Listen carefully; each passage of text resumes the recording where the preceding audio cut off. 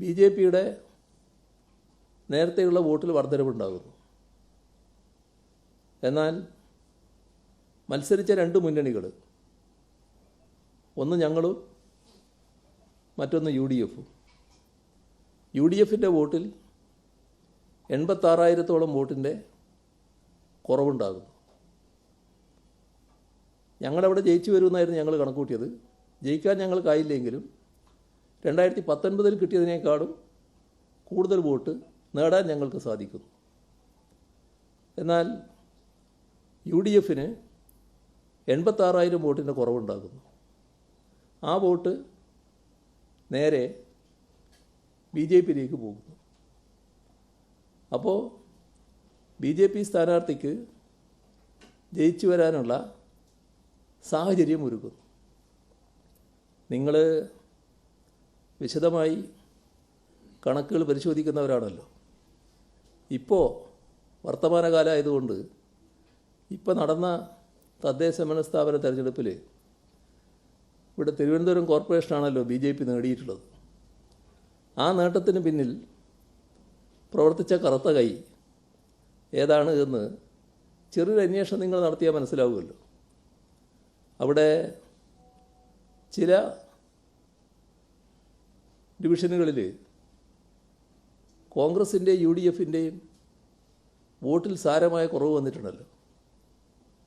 ആ vote B J P സ്ഥാനാർത്ഥിക്ക് പോയതായി കാണുന്നുണ്ടല്ലോ.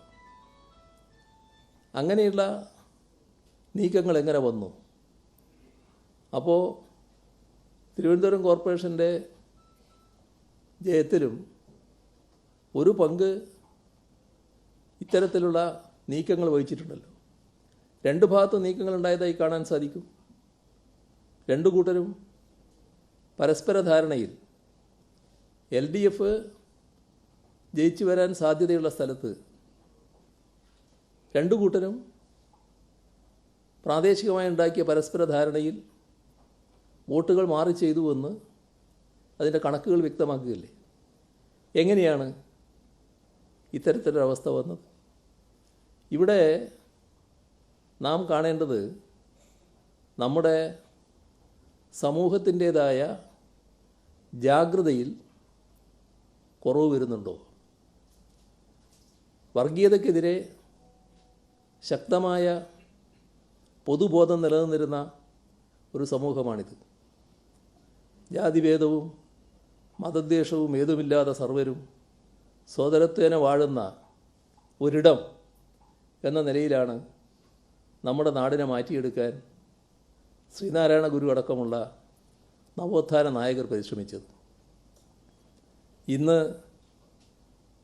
നവോത്ഥാന നായകരിൽപ്പെട്ട ഒരാളുടെ മന്നത്തിൻ്റെ ഓർമ്മ പുതുക്കുന്ന ദിവസവും കൂടിയാണ്. നമ്മുടെ സംസ്ഥാനത്തിൻ്റെ ആ കാലത്തെ തുടർച്ച അത് നമുക്ക് നഷ്ടപ്പെട്ടു പോകുന്നുണ്ടോ? വർഗീയതയ്ക്കെതിരെയുള്ള ജാഗ്രതാബോധം അതിൽ കുറവ് വരുന്നുണ്ടോ? നമ്മുടെ നാടിന് പലതരത്തിലുള്ള പ്രത്യേകതകൾ നാം പറയാറുണ്ട്. ഇവിടെ ആർക്കും ഏത് തരത്തിലുള്ള വിശ്വാസവും കൊണ്ട് നടക്കാം. ഏത് വിശ്വാസിക്കും അവരുടെ വിശ്വാസമനുസരിച്ച് ഇവിടെ ജീവിക്കാം. ഏത് ആരാധനാലയത്തിലും അവരുടെ വിശ്വാസമനുസരിച്ച് ആരാധിക്കാനുള്ള അവകാശം ഇവിടെയുണ്ട്. ഇതൊന്നും നമ്മുടെ രാജ്യത്ത് നടക്കാത്ത കാര്യമാണ്, പലയിടത്തും നടക്കാത്ത കാര്യമാണ്. ഭക്ഷണത്തിൻ്റെ പേരിൽ, വിശ്വാസത്തിൻ്റെ പേരിൽ, വസ്ത്രത്തിൻ്റെ പേരിൽ എല്ലാം ആളുകളെ ആക്രമിക്കുകയും കൊലപ്പെടുത്തുകയും ചെയ്യുന്നത് നമ്മൾ കാണുകയാണ്. ഇതിൽ നിന്നെല്ലാമുള്ള ഒരു തുരുത്തായാണ് മതനിരപേക്ഷതയുടെ ഏറ്റവും ശക്തമായ കേന്ദ്രമായാണ് കേരളം നിൽക്കുന്നത്. ആ കേരളം മാറുകയാണോ? ആ മാറ്റം എങ്ങോട്ട് എന്നത് നാം ഗൗരവമായി കാണണം. മറ്റ് തർക്കങ്ങളൊക്കെ നമുക്ക് എപ്പോഴും ഉന്നയിക്കാം. പക്ഷേ നമ്മുടെ രാജ്യത്തിൻ്റെ പല ഭാഗങ്ങളിലും കാണുന്ന തരത്തിലുള്ള ഒരവസ്ഥയിലേക്ക് നമ്മുടെ നാട് തിരിച്ചു പോവുകയാണെങ്കിൽ അത് കേരളത്തിൽ ഇന്ന് കാണുന്ന പലതും നഷ്ടപ്പെടുന്നതിനിടയാക്കും. കേരള തനിമ നഷ്ടപ്പെടും, മതനിരപേക്ഷത മൂല്യങ്ങൾ നഷ്ടപ്പെടും. ഇവിടെ നാം അഭിമാനിക്കുന്ന പലതും ഇല്ലാതാകും. ആ ഒരവസ്ഥ നാം എല്ലാവരും ഗൗരവത്തോടെ കാണണം. അതിനെതിരെയുള്ള ജാഗ്രത നല്ലതുപോലെ ഉയർത്തിക്കൊണ്ടുവരാൻ നമുക്ക് കഴിയണം. വർഗീയതയ്ക്കെതിരെ ഉറച്ച നിലപാട് സ്വീകരിക്കാനാവണം. ഞങ്ങൾക്കിതിൽ തുറന്ന മനസ്സാണ്. കുറച്ച് വോട്ടുകൾക്കും 4 സീറ്റിനും വേണ്ടി ഏതെങ്കിലും വർഗീയ ശക്തികളുമായി കൂട്ടുകൂടുക എന്ന രാഷ്ട്രീയ ചെറ്റത്തരം കാണിക്കാൻ ഞങ്ങളില്ല. ഇത് ഞങ്ങളുടെ തുറന്ന സമീപനമാണ്. വർഗീയ ശക്തികളെ അകറ്റി നിർത്താനാവണം. വർഗീയതയുമായി ബന്ധപ്പെടാതിരിക്കണം. ഏത് വർഗീയതയും നാടിന് ആപത്ത് മാത്രമേ സൃഷ്ടിക്കൂ എന്നത് തിരിച്ചറിയാനാവണം. ഇതാണ് പ്രധാനം. നടിയെ ആക്രമിക്കപ്പെട്ട കേസിലെ അതിജീവിതരെ സാമൂഹ്യ മാധ്യമത്തിൽ വലിയ ആക്രമണം നടന്നു. അതിശയം ഇത് തുടർച്ചയായി ഇത്തരം ഇരകൾക്ക് നേരെ രാഹുൽ മാങ്കൂട്ടത്തിലിന്റെ അതിജീവിത ഒന്നിൽ കൂടുതൽ പേരുണ്ട്. അവർക്കെതിരെ സാമൂഹ്യ മാധ്യമത്തിൽ അവരുടെ ചിത്രങ്ങൾ പങ്കുവെച്ച് അവരുടെ പേര് വെളിപ്പെടുത്തി ഇങ്ങനെ അതിക്രമം തുടരുകയാണ്. അതുകൊണ്ട് പുതുതായി ഇത്തരം ഇരകളാവുന്നവർ പരാതി നൽകാൻ മടിക്കുന്നുമുണ്ട്.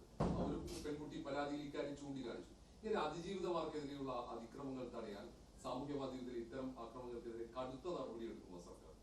തീർച്ചയായും. ഞാൻ നേരത്തെ ഇതുമായി ബന്ധപ്പെട്ട് ഒരു ഘട്ടത്തിൽ സംസാരിച്ചതാണ്. അത് ഒരു പേരുമായി ബന്ധപ്പെട്ട് നിങ്ങൾ പറഞ്ഞല്ലോ, അതിജീവിതക്കെതിരെയുള്ള ആക്ഷേപങ്ങൾ വല്ലാതെ വരുന്നു. ഇതിനകത്ത് നമ്മൾ കാണേണ്ടത് ആക്ഷേപം മാത്രമല്ല, അതുമായി ബന്ധപ്പെട്ട് ചിലർ അവരുടെ ജീവന് അപകടം സംഭവിക്കുമെന്ന് ഭയപ്പെടുന്ന അവസ്ഥയുണ്ട്. എന്താണ് വെളിപ്പെടുത്തുന്ന നിലയുണ്ടായത്. അതുകൊണ്ടാണ് പലരും പരാതിക്ക് തയ്യാറാകാത്തത്. ഏതെങ്കിലും പ്രത്യേക സാഹചര്യത്തിൽ ഈ പറയുന്ന തരത്തിലുള്ള ശാരീരിക ബന്ധത്തിൽ ഏർപ്പെട്ട് കഴിഞ്ഞാൽ വലിയ ഗൂഢോദ്ദേശത്തോടെ തന്നെ അത്തരത്തിലുള്ള ചില വ്യക്തികൾ ഇവരുടെ നഗ്ന ഫോട്ടോ എടുത്തു വെക്കുകയാണ്.